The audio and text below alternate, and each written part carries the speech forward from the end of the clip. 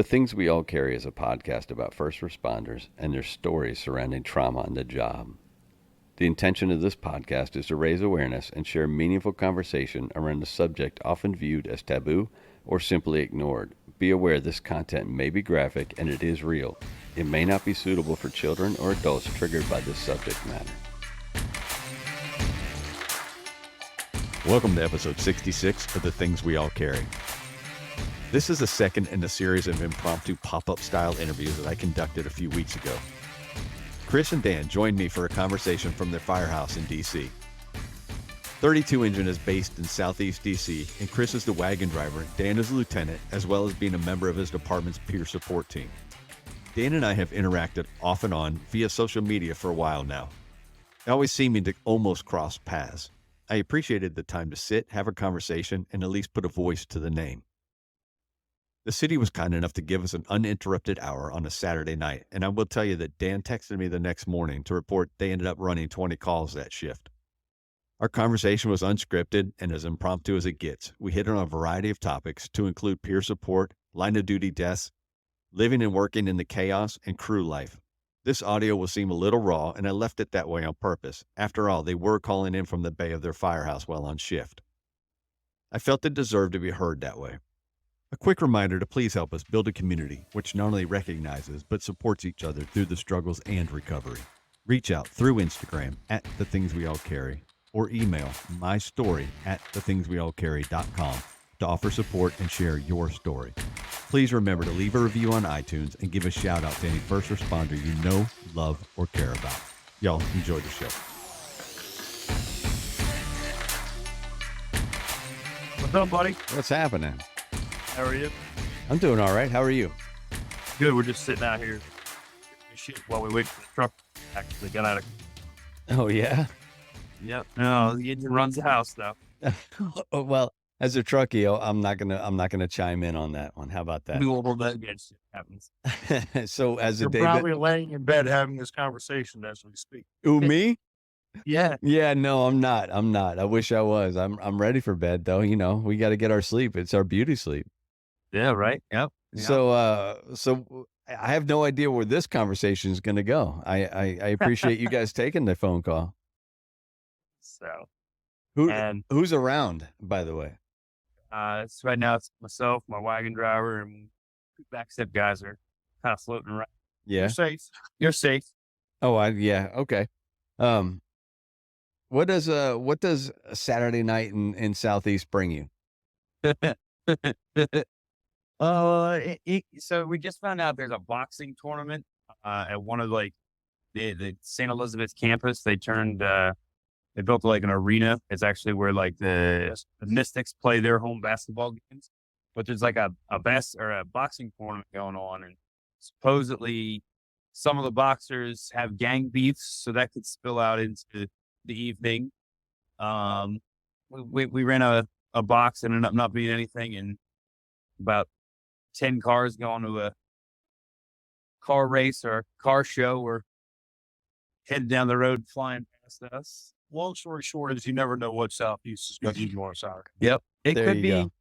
it could be a nice, quiet, highly doubted, or it could be, 20 runs later.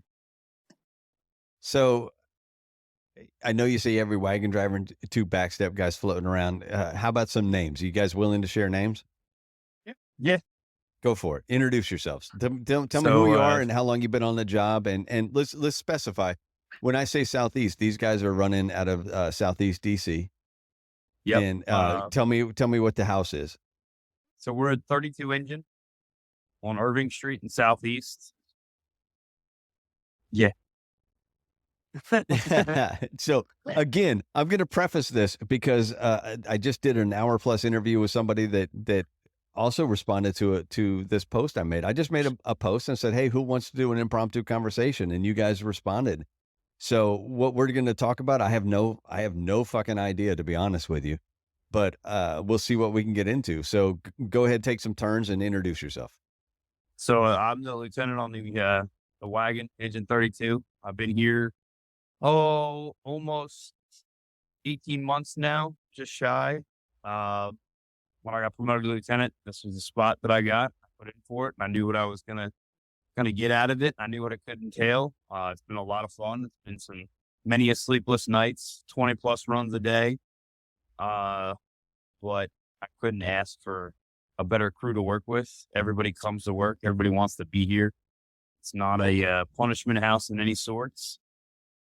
We share with the truck and the engine. We get along as much as we bust balls with each other. So it's definitely seen a world of difference in a side of the city that not too many people go into unless you know it. So you and I have gone back and forth a couple times. Yep. On We some different topics. Go ahead. What were you going to say? We first kind of interacted there when Travis Howes came to Prince William back in March of last year. So I know you came down and listened to him talk. Yep. And then somehow we hosted him that twice in day we DC. missed each other. Yep. Not really sure how, because there's only about 75 people in the audience, but we still missed each other. And then you guys had Travis up there as well. Yeah, we had him twice, back-to-back days. Right. So, and then you're also doing. It might get loud for a second. They got a 23-year-old truck pulling in. Oh yeah, then it's going to make some noise. That's how our apparatus state is right now. 23 years old. How many miles on that thing? It's pretty beat up. It's an old Pierce, but it's a reserve fleet. So you also did the 62 Romeo. There you go. You also did the 62 Romeo, correct? We just finished that a couple weeks ago. Myself and 3 guys. Okay, so 3 guys from the house. No, 1 guy from the house, and then another guy on a department who's actually in another Southeast company over at 15 Engine that's pretty busy. Okay. So it was then, actually very, very good. Like, I would recommend it for anybody to learn how to sleep. Or to not learn how to sleep, but sleep while you're at work or on your days off. Easier to manage your sleep. so let's go with this. Are we going to use names here tonight? No, we can. Okay, so I'm fine with what's your name? Dan Braun. Okay, and let's talk to your wagon driver. What's his name? I'm Chris Rutter. Okay. I'm in DC for 16 years, 13 in Southeast, 8 years as a wagon driver. Now in DC, are you dedicated as a driver? That's all I do. Come to work every day and drive the wagon. You say that's all you do, but come on, I mean that's important. Yes. I'm not taking away from that. I know you're not. I know. Detailed. I don't ride the ambulance thing. Hello. Hi. How are you? Yeah, that's my sole job. I know where I'm at every single. Yeah, you know where you're at every single day, and you know where you're going every single day. That's the important part. Here. Sure. It's you can get it on it if you want, but it's recorded. It's like a mental health discussion. You're all good. Yeah, no, he stepped out to get a chair, but as a wagon driver, we have a pretty intricate testing process. Starts out as a in-house test, which is the area in which you respond to. Then after that test is passed, you go down to our training academy to do a in-depth wagon or apparatus that you're testing on practical test. So then from there, you're assigned to the shift that has the vacancy, and your sole responsibility is yourself and the wagon and the 3 other people that work with you each day. So is that a promotion or is that just a lateral thing? No, it's a promotion. I mean, it's a step up in pay. Okay, For sure. and the reason I asked Sometimes that, in my county, we're all expected to be engine drivers. Right. Right. So all my guys on the backs are expected to be as well. But the only time they get to fulfill those duties 100% is if I take off. Okay. But they'll drive throughout the day on medicals or local alarms or whatever. But obviously they want to get dressed and play when we go to a boxing one. Oh, don't we all, right? Mm-hmm. All right. So who else is going to join the conversation? I think it's enough for right now. Okay, cool. Two. I don't know where, like I said, I have no idea where this conversation will go. The first thing that came to mind is it's May is Mental Health Month, and I kind of want to say or find out where what mental health means in DC for DC Fire Department. It's ever evolving. Okay, explain that. It's definitely getting better. The peer support team, and the guys, grassroots, are doing a lot to reduce the stigma, of wanting to talk to somebody about something that's going on. If there is so I've been in and out of the conversation. I don't know if Dan told you, but he is the peer support coordinator for the city. I knew that, but we hadn't talked about it yet on here. So go ahead. Great. So whenever there is a potentially critical incident that could affect guys, he gets a text message. And if he's working, he checks in. If one of the other, I'll let him explain how things happen. Guys are still, my experience, semi-resistant to talking to the team immediately after the incident. How many follow up later on, I don't know. But I know that, guys no longer look at it as a reputation buster or, something to be ashamed of. And that's taken a little bit too, because if we run an incident or something, we've got it to the point where a lot of the officers and the chiefs will, make it known, hey, you don't need to talk about it now, but you guys need anything, peer support's there. This is what you got to do. Here's the number. And we've had people reach out the day or two before the next shift. So it's taken a while to build that.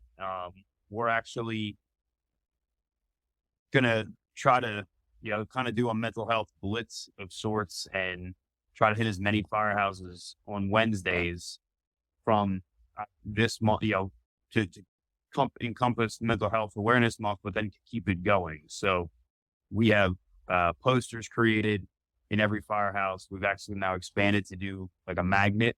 So they're on every refrigerator. They can be put on the filing cabinet. So like the number is there. The more people see it, the more they know about it. We don't get a phone call every day, but I mean, it comes in spurts. We'll have 3 or 4 days where it seems like it's every couple hours there's a phone call, or, we'll go days with nothing, but people still reach out. And then people also know people that are on the team and they reach out to them directly. So let me sideways this conversation for a minute.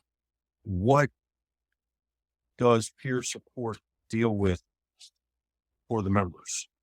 We've probably dealt with everything, whether it's financial stuff, relationships, stress of the job, and Substance abuse. Substance abuse has been another, a big one. We've actually built a decent relationship with behavioral health coordinator of our police and fire clinic. Has kind of an open door policy. We'll say that we can get people in to her for like a telehealth or for an initial visit. She's reported that there's been a lot of good interaction with her and with her staff.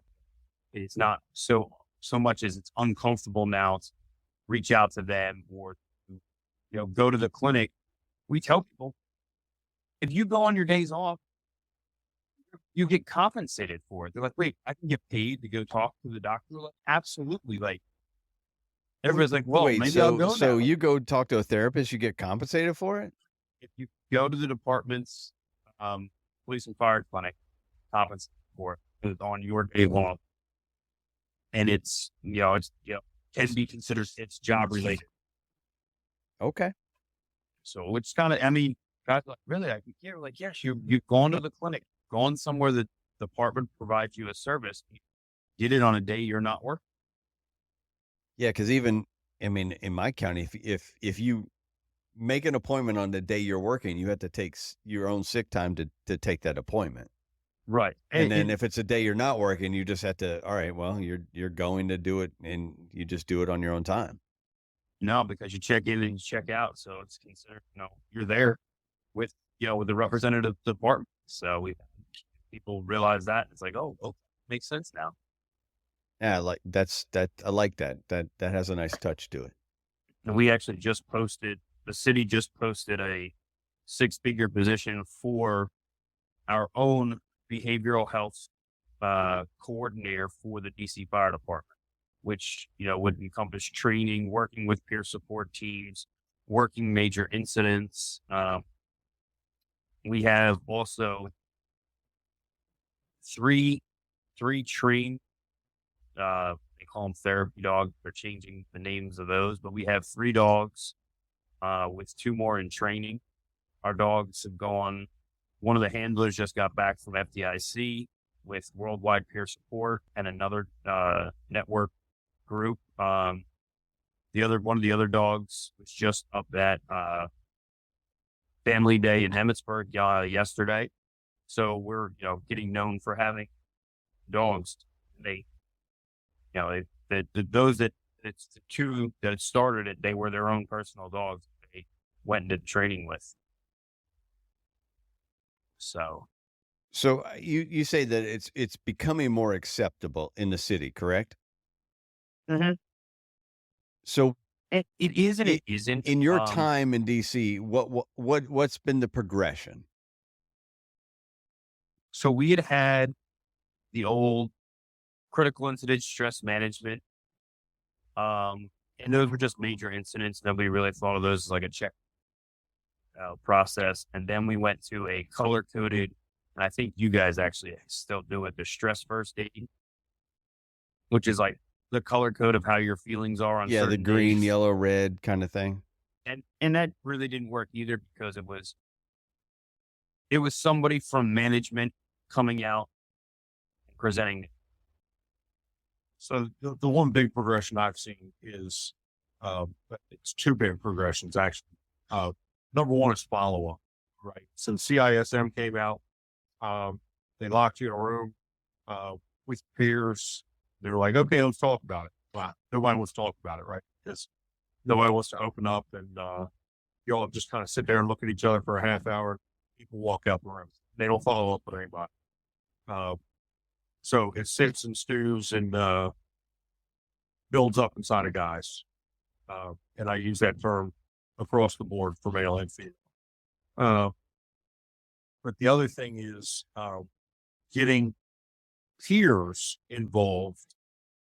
And when deal with people on the team, you're not dealing with a lieutenant. You're dealing with a person, dealing with a peer. They actually care about you, and they give you follow-up phone calls to check in on you, 48 hours, 72 hours, whatever it is later, just to say, hey, how you doing? Just checking in, see if you need to talk. So, the level of give a shit is going way up. And I definitely think that, in the last 10 years, as a broad stroke, I mean, we've had 2 members commit suicide. And I think that really opened a lot of eyes, unfortunately, but fortunately. Yeah, it's such a double-edged sword, isn't it? Yeah. I mean, I've been open and honest about why I created this podcast, and it was because of the suicides we had in this area one year, and we had 5 in our area because I mean, where I live now is kind of stretching it because I'm south of Prince William in Virginia, but so you say the DMV, but it's we had 5 in a year. Those are the known ones that are actually reported as suicides. Right. Yeah.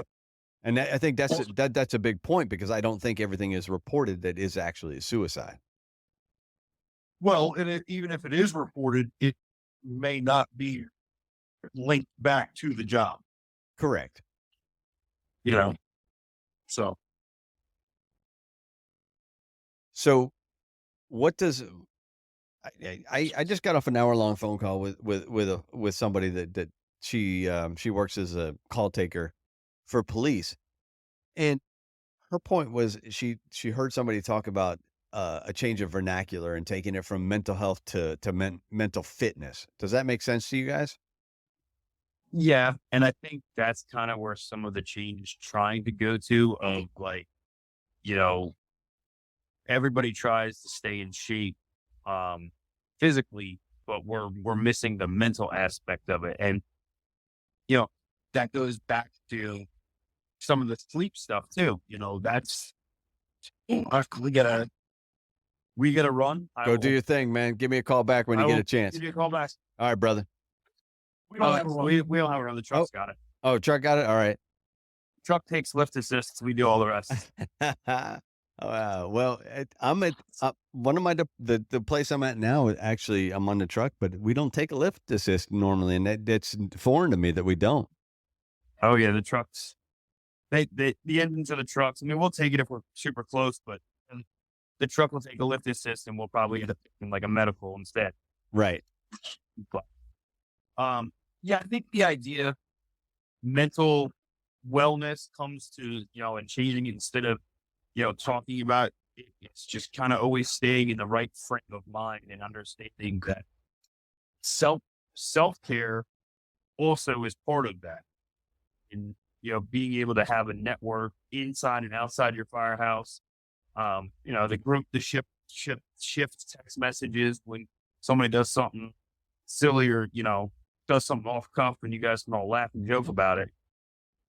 It's good too, but it also shows that, when one of the guys is off or one of the family members are having something going on, like we all can reach out to each other.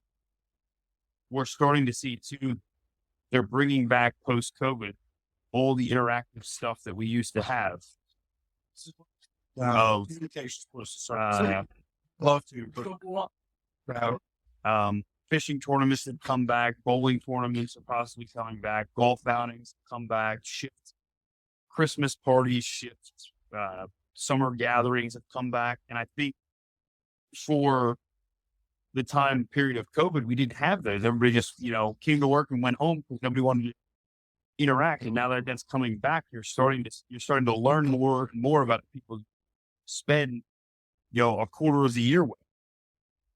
You bring up a good point. I don't know how DC is, and I don't know where the majority of you guys find your homes and call home when you work in DC. But I know in Prince William, and you guys know where Prince William is. We're Yep. To you guys, we're kind of out in the suburbs. But we're a bedroom community, and most of us can't afford to live in the county that we work in.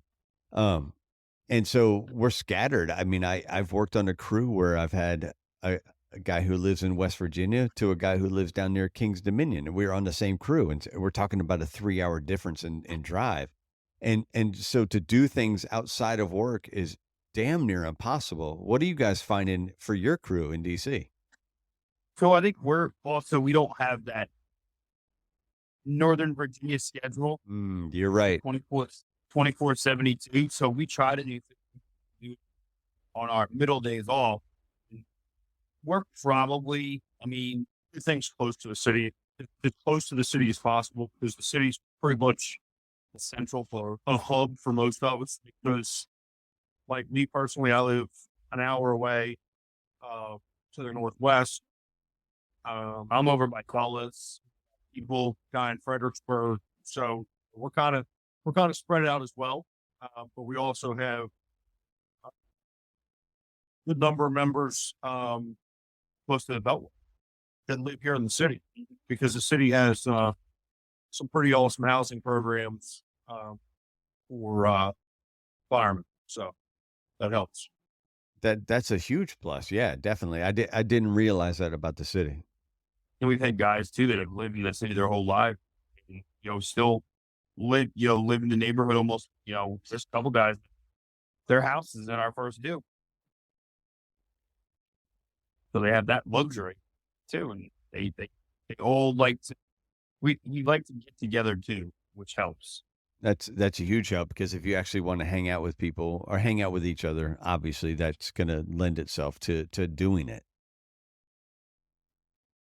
So again, this is unscripted, so I'm not sure where we're going to go with this. Is there anything you guys wanted to address specifically while we talk? No, I just, like right now, I got roped into this. I didn't know. You got roped into it? I hope you don't. But hey, this guy's calling me. This is, from the podcast. It's like an interview right now. You're like, what podcast? Jesus Christ. I don't listen to that shit. No, I'm familiar. I'm hip. He actually, Chris was the one that got me into the Travis house, and we went down there together. Nice. Hey guys, quick break right here just to check in and thank each of you for listening to the show. Your support has been paramount, and I appreciate all of you. I have one request, though. I need you to share the show with everyone you know. Help me get the word out and spread these stories as far and as wide as we can. While you're at it, please leave a review of the show wherever you happen to listen. Feel free to reach out to me at any time to share your story, to talk, or to pass on suggestions. Let's get on with the rest of the show. Well, I think I'll go back to what I led with. What does Saturday in the southeast of DC bring you? What is it like to run in your station? I don't know. I mean, I know what it's like to run in my station on a Saturday, but what's it like on any day for you guys? So no night's the same. And, we've been eerily quiet today. That doesn't bode well. It doesn't, because I always say that the city is going to get 25 runs out of us in a day, period. One way or the other. It doesn't matter whether they space it over 24 hours or 12 hours, they're going to get their runs. So we can, for example, we didn't sit down to eat dinner tonight till 8 o'clock, because as I hope most firehouses across the country are very big on sitting down at the table and eating together. So that we can share stories and we can share and have fun. But we also, even if dinner's ready at 6, let's say, and one company is out, the other company will wait so that we can all sit down together. So, so we eat at 8, and we're probably going to run, I don't know, 4:30 in the morning. It'll calm down. What does your shift run from what time to what time? 7 to 7. Okay. For the most part, everybody's here by 5:30, 6 o'clock. And then, usually we'll get relieved hopefully by 6 tomorrow. Some guys will work overtime. Our mandatory callbacks have started. So we have that, bringing the morale and the spirits of everybody up, as they have, weekend plans that have to be canceled because the department needs you to come to work. What does your mandatory policy look like? So right now, our mandatory policy is your middle day off, either AM or PM, and it's obviously reverse seniority. So all the new rookies that just get out are getting their man calls in, and then it'll progress, and there'll be 2 or 3 by the end of the summer probably. And they ask you if you can't make it type of special report, child care or pre-planned trips. And sometimes they allow you, give you an excuse for it. You don't show up, and you might slide. Sometimes they'll say, no, you can't, you still got to be here. So that kind of really wrenches people's emotions as to, nobody's sticking up for us. They know that, we know that every year there's Mother's Day, there's Father's Day, there's the 4th of July. These holidays don't change. Like, why aren't we preparing ahead of time for them? Instead of waiting to the week of, say, oh, guess what? Sorry, you have to come in on Saturday morning. We may need you, we may not. Minimum, we'll call you an hour before and say you're canceled, or you might have to work 12 hours. You come in and we don't need you, you're going to get 4 hours overtime. So on your Mando day, if they call you in, but then they end up not needing you, they're going to pay you at least 4 hours. Yep, they'll pay you 4 hours. That's contractual. So that's in the union contract. Yes, sir. Yep. So what's DC? DC is completely union, and so everything you've done is done according to your union contract. Supposed to be. Okay, you say supposed to be. So what does that mean? Sometimes there's gray areas in that. The union has to, say that, the way it outlines in the order book, which is, different than the collective bargaining, is for the good of the department. Sometimes does supersede, because obviously we are a no strike union. You can't not show up. We have a service to provide. But they try to accommodate when it comes to some of these mandatory callbacks. They try their best, and sometimes it just doesn't work out. So I'm gonna go back to a serious topic here, and you guys mentioned you've had 2 suicides in the last year, correct? Yep. 2018, I think, was back to back. So it's been a bit then. And that's what kicked the peer support really into gear, because one of the suicides was run by one of our own companies, and the only way they knew the individual was they got there and his ID was on the table. So then, people from management showed up and they're like, let's talk about this. And they're like, no, we don't want to talk to anybody. And finally, once they were able to kick everybody out and let them go for the night, they went down the street to a pizza place. And from what the guys had told me, like, that's all we wanted to do was get out of the firehouse. And I think it's the same thing like that TJ talked about after their line of duty, is they don't need people in their face. They need their comfort zone before they allow outsiders in. Learned a lot from that podcast. You said you learned a lot from that podcast? Absolutely. Yeah. I mean, thankfully, today is the 8-year anniversary of Lieutenant Kevin McRae passing away. Go ahead and talk about him for a minute. I didn't know Kevin very well. So I don't want to speak to him. Right. And I didn't know that either. I just remember like this situation. They were in a fire and something had happened to him in the course of that fire. That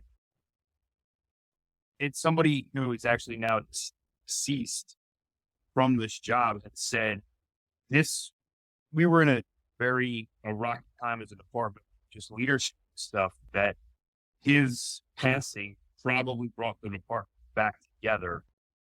And got a brand new mayor. So there was a lot of fire chief. new stuff that actually brought the department together closer. It's sad that it took, the life of a firefighter at time, but it helped bring some of the togetherness back. And I'm going to ask you to correct me if I'm completely wrong. And if I remember correctly, Kevin McRae, he died in a fire, correct? After a fire, it was cardiovascular. Yeah. I believe a heart attack. Yeah, I was thinking he had a heart attack in the fire, but it was after the fire that he had it. Yeah, 6 engine was where he was assigned. And from talking to the guy that was on the pipe that day, they got the fire knocked and they were coming out to take the blow, and on the way out, Kevin collapsed. And so your own people respond to that, correct?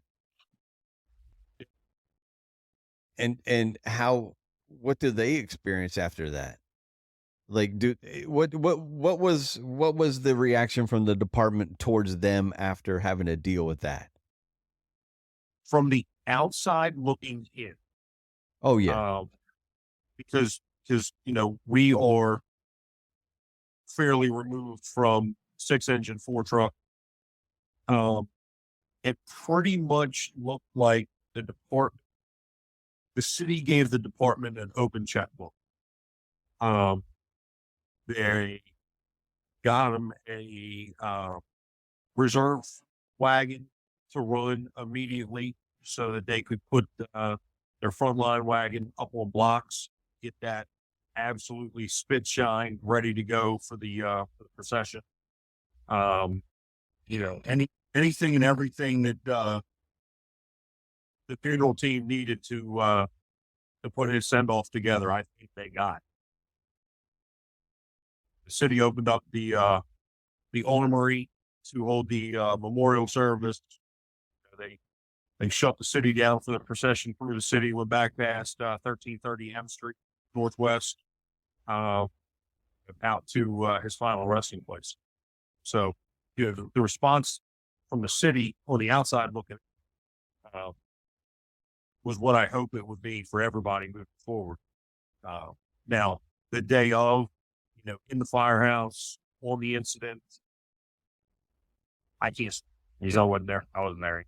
So we go back to referencing TJ's experience. What did you guys take away from that? So, I personally have always called 32 engine my safe place. Come in here, I'm dealing with the same ass every day. We're having the same fun.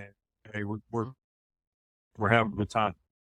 And there's a feeling of security in here, being surrounded by your feet, right? And I had never thought about how would I feel if somebody dies in a line of, and then news cameras and white shirts show up at the firehouse, and I can even sit down in my chair and have a cup of coffee. So that was a big eye opener for me. Was, hey, one of the senior guys, one of the officers is going to have to, if that happens here, hopefully not. If the same story plays out, they're going to have to kind of grab somebody up and say, "Can these guys have some space?" Because there's a lot of truth. We'll sit down at the table and eat a meal together, shoot shit, watch a basketball game, whatever.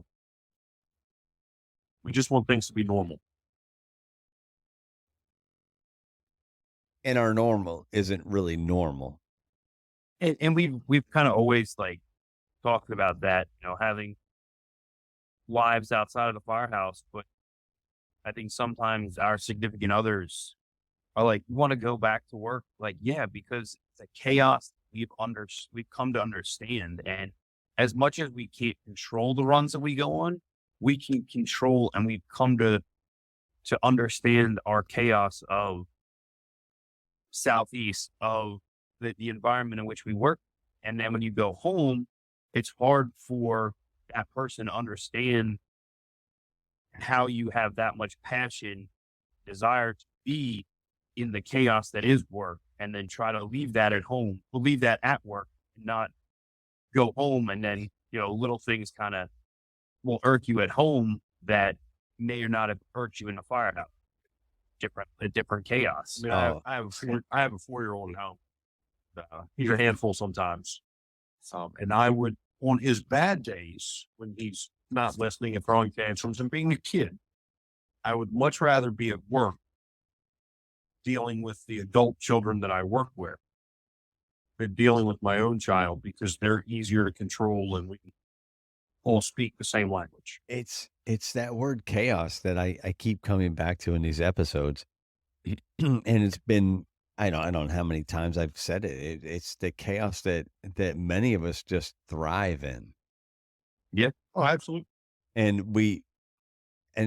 I don't know. I've read, what it is for trauma and ADHD or whatever it is. I've read what it is to experience chaos. And for me, I know that when I go into a chaotic situation, I don't lose control. I narrow my focus down. And it's comfortable for me. And sometimes that's worrisome because it is comfortable for me. And I don't know if you guys find that or not. Well, for me, and I can self-reflect on this a lot. It's all about a feeling, even a sense of having control of the situation. I pretty much control the situations here at work. But you can't make a 4-year-old or a significant other do something that they don't want to do. Right. And I can show up and,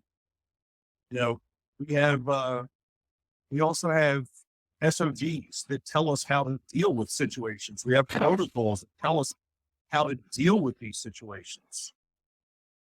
I don't have that book at home. Well, and not only that, but we go into a house fire and we can, from a science point of view, we can tell you what that fire is going to do. Yeah, exactly. It's a known evil. Just got to put the line in the right place and flow the right amount of water for the right amount of time. The situation's going to go out. Yeah, and part of that is what I've tried to explain to people is like, oh, you're crazy for going to a house fire. No, I'm not crazy. I know exactly the people around me, and we all know exactly what that fire is going to do if we apply the right variables to that fire. Yep. And so that's where I go back to that chaos, because we do thrive off the chaos, but in reality, our chaos is kind of controlled. Yes, 100%. And it's just like, it's just like talking to a guy who's in the military. They want to go to war. Why? Because it's controlled chaos. They can control it. They know it. We want to do our jobs. And I think it goes back to where you're saying your 4-year-old, you can't control that. You can't control a 4-year-old. No, everyone knows that.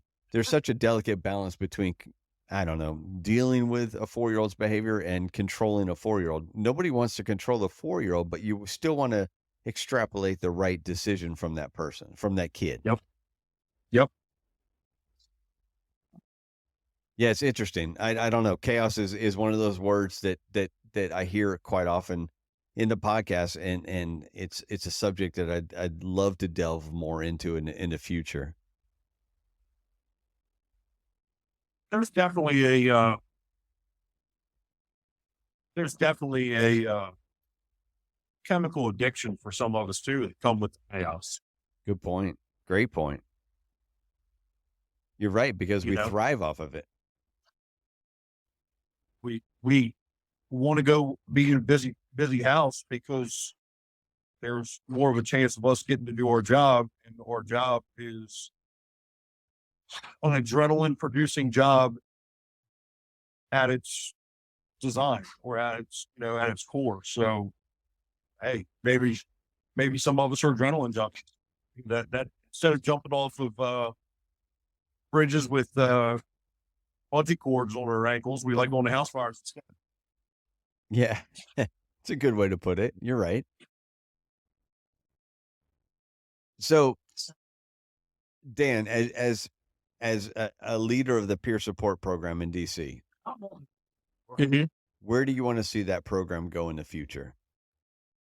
So I definitely, I think with more and more membership buy-in, understanding, just the second nature that whenever there's a need, there's no hesitation to call that number, or call somebody that's on the team and say, hey, I got this going on. What do you got for me? And I think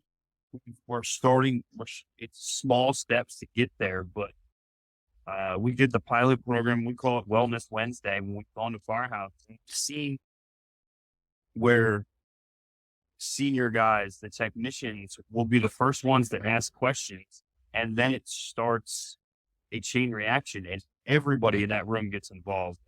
You leave with a sense of, okay, they get it.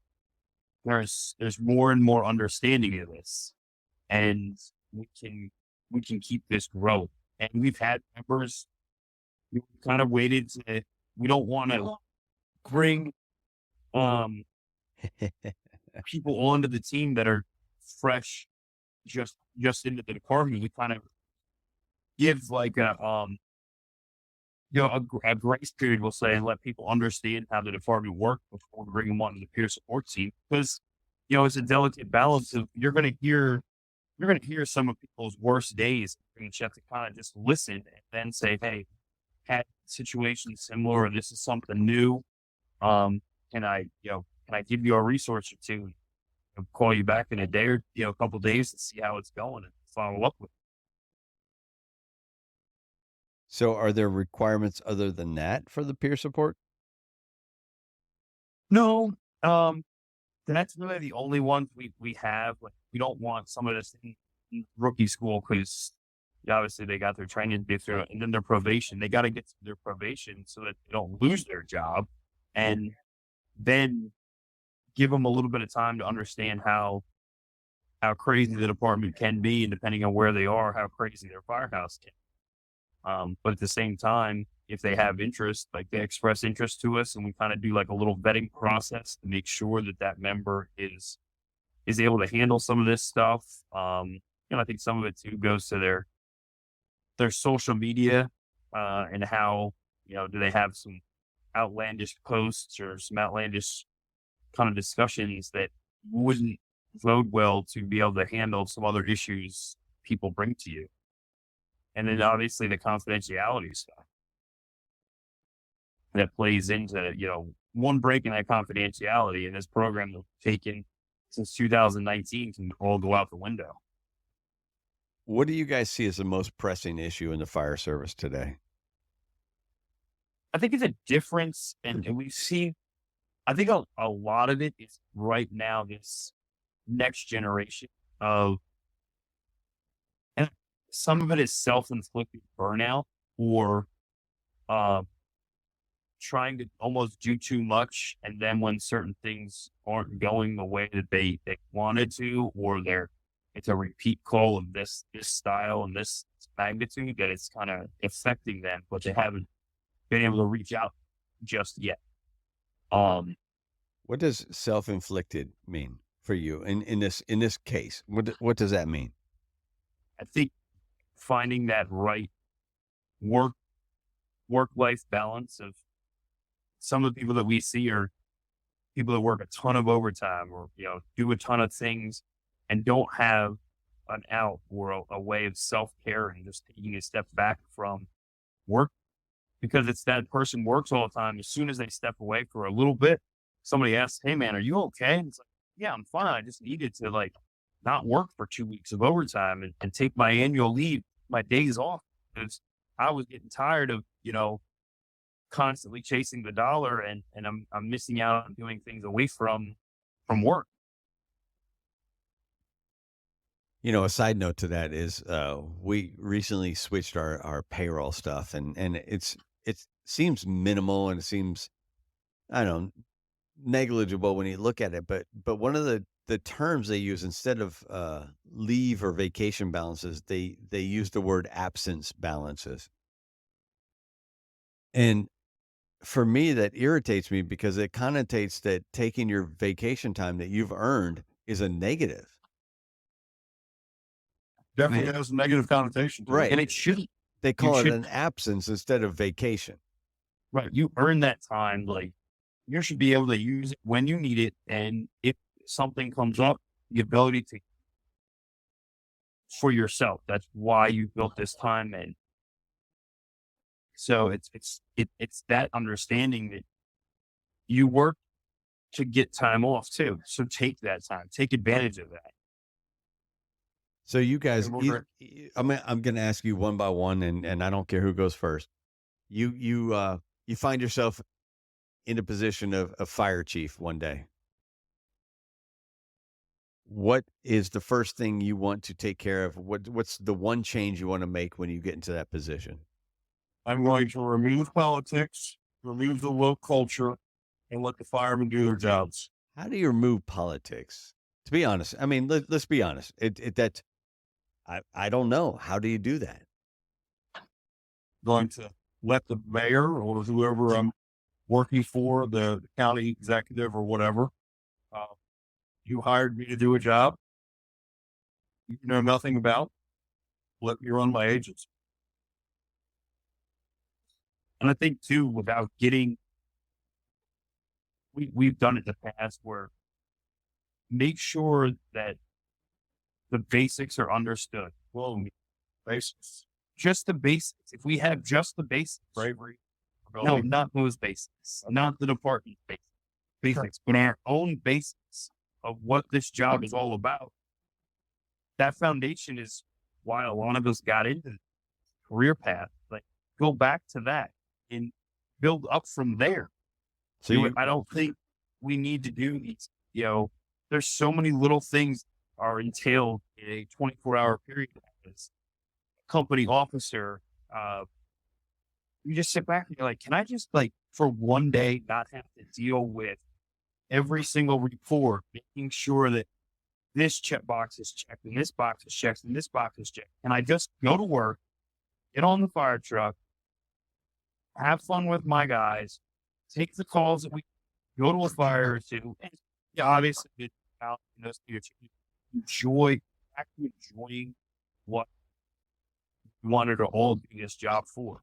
And I think it's a level of having fun, getting the things what we wanted to. So do you think there's a point in time in this career that there's a tipping point where you say, okay, it used to be fun? I think it comes and goes. When management's telling you, you got to go to this class, you got to do that class, you need inspections, you got to do this, you got to do that. It's like, when are we just going to enjoy a day, take the runs, let the day go as it goes without telling us, okay, you have to be here for this, you have to be there for that. It's funny because and the reason I asked that question is because I have a academy classmate who's a lieutenant now, and she sent me a message the other day, and she said she was enjoying a drink, and she said it was a rough night, and I just wanted to thank you it was one of my glasses I had made from one of the pages. And I said, are you okay? And we had a conversation back and forth. And then my next statement was, do you remember when it was fun? And she said, yeah, I do. And I wish we could go back to that. And that's why I ask, is there a tipping point to where it's not fun anymore? I think there can be. I don't think I've hit it. I think sometimes as we come up through, with our lowest level officers being sergeants, sometimes it'll be different when you're getting detailed all around the city and you're 12 hours here, 12 hours there, and you start the day somewhere and you end halfway through, you're somewhere else, and you get thrown into a mix, and you relieve somebody and they didn't take care of half the things that were supposed to be done. So now you got to play catch up to all that. It's kind of like, at this point, I just want to go home and not shit for 3 days. Yeah, that takes some of the fun out of it, doesn't it? All right, so we got one of you discussed what you would do as a first day as a fire chief. Dan, what would you do? It's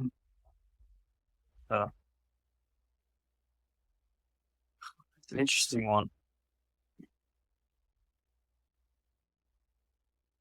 I think the biggest thing would be to sit down and ask, wherever you end up, what changes you could see from the top down. Ask in that firehouse. Ask, in these meetings, like the town halls and stuff like that. Like, what this is, as the chief, you are obviously the head of the department, but that department, your people or that department, what they want to see change, or how do they want to see things go, to a level of comfort, of normalcy, of, how do you become that premier place and what it takes to be that. But you have to ask those that you employ, they have to have that input. It can't just be a bunch of heads sitting in a room with white shirts saying, okay, this is how we're going to do that. No, it has to be people that are doing the job have to have the input. I think that's impactful, because if you ask, I don't know, if you ask a district chief or an associate, or excuse me, assistant chief or deputy chief or whatever you want to call them, if you ask those guys, they're going to speak from a position of power, Right. as opposed to boots on the ground going to speak from a position of impact, if that makes sense. Mm-hmm. Yeah, so So- I think that's perfect. But we actually could run. It's been a while, so Yeah. All right. Well, Uh, I'll let you guys go. We're almost on an hour, so I appreciate your time. yeah. No, I know it was off the cuff and it was kind of open ended, but That's I perfect. appreciate it. You know, it's kind of we can catch up another time for sure. Yeah, let's do it. You guys go out and do your thing. Be safe, and we'll touch base again. Thank All right, man. Take care. Thanks for listening to another episode of The Things We All Carry. Head over to the website, thethingsweallcarry.com, for show notes, resources, and to sign up for the newsletter. Until next week, take care of yourselves and remember to check in on each other.